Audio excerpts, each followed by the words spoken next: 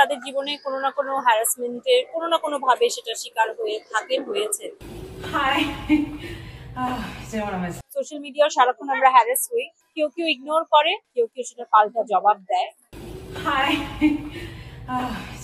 একজন সাধারণ নারী, সে একজন শিক্ষিত সৃজনশীল নারী, যে দেখেছে যে সমাজে যখন কিছু প্রভাবশালী মানুষ যারা একটা জায়গা দখল করে বসে থাকে কিন্তু সমাজে সেখানে কোনো উন্নয়ন করছে না বা করে না, সেখানে সে সিদ্ধান্ত নেবে কি নেবে না, সেটাই আসলে হচ্ছে এই নাটকটা ফিকশনের মূল ভাবনা। যে আমি কি তাহলে আমার জীবনে যত ঝুট ঝামেলা আছে এটার পাশাপাশি আমি আমার এলাকার একটা উন্নয়নের জন্য আমি কি একটা প্রার্থী হতে পারি কিনা ইলেকশন।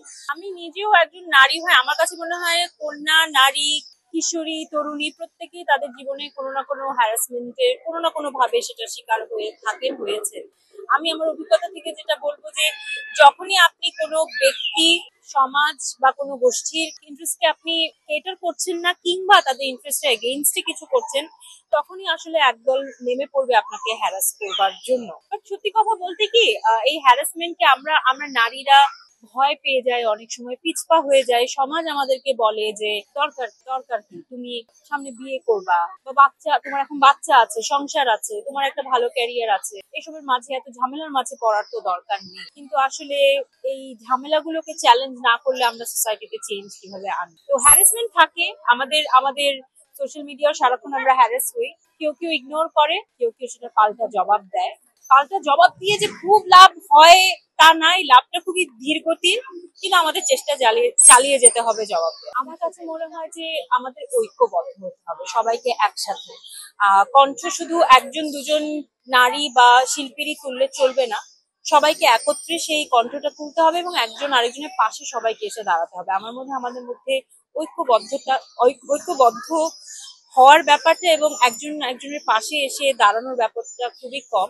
আমরা হয়তো পাশে দাঁড়াই, হয়তো নিভৃতে, আড়ালে বা কোনো আড্ডায় আমরা বলি হ্যাঁ আমি তোমার পাশে আছি, কিন্তু সেটা কতখানি সামনাসামনি আমরা সেটা প্রকাশ করি, সে প্রকাশটা আমাদের আরেকটু লাউড করতে হবে। এই কথা সত্যি যে ভীতি তো সবসময় কাজ করে। যখন আপনার কন্যা সন্তান হয় সেক্ষেত্রে তো আরো ভীতি কাজ করে। সারাক্ষণই ভাবি যে আসলে আমি তাকে কিভাবে বড় করব, তাকে আমি কি শিক্ষাটা দেবো। আসলে একটা কথা বলে যে কোনো কিছু আসলে ঘর থেকে আপনি চেঞ্জেস গুলো আনতে পারবেন, আপনি একটা মানুষকে কিভাবে মানুষের মতো গড়ে তুলছেন। আমি বলবো না যে আমি খুব জানি, আমি খুব পটু বা আমি খুব ভালো মা, আমি কোনো ডিগ্রি নিয়ে বসে নেই। এক্ষেত্রে আমি এখনো ট্রায়াল এন্ড এরর, আমার কন্যার বয়স মাত্র 4 বছর, it's a long way to go. আমার মনে হয় আমি ট্রায়াল এন্ড এররের মধ্য দিয়েই শিখবো, জানবো। আমার চেষ্টাটা থাকবে ওকে আমাকে একজন স্ট্রং নারী হিসেবে বড় করবার। আমি কখনোই তাকে বলবো না যে দরকার কি, ঝামেলা বাদ দাও। আমি চেষ্টা করব একটা ব্যালেন্স যাতে সে সবসময় রাখে, ভালোকে ভালো বলতে শেখে, মন্দকে মন্দ বলতে শেখে এবং চ্যালেঞ্জকে একসেপ্ট করতে শেখে। সেই সচেতনতা তৈরি করার পেছনেই এই কাজটি হচ্ছে এবং আমি আশা করি এরকম ইন্টারেস্টিং ওয়েতে বানানো হচ্ছে, আপনারা দেখবেন। আমি রিকোয়েস্ট করবো আপনারা সবাই দেখবেন।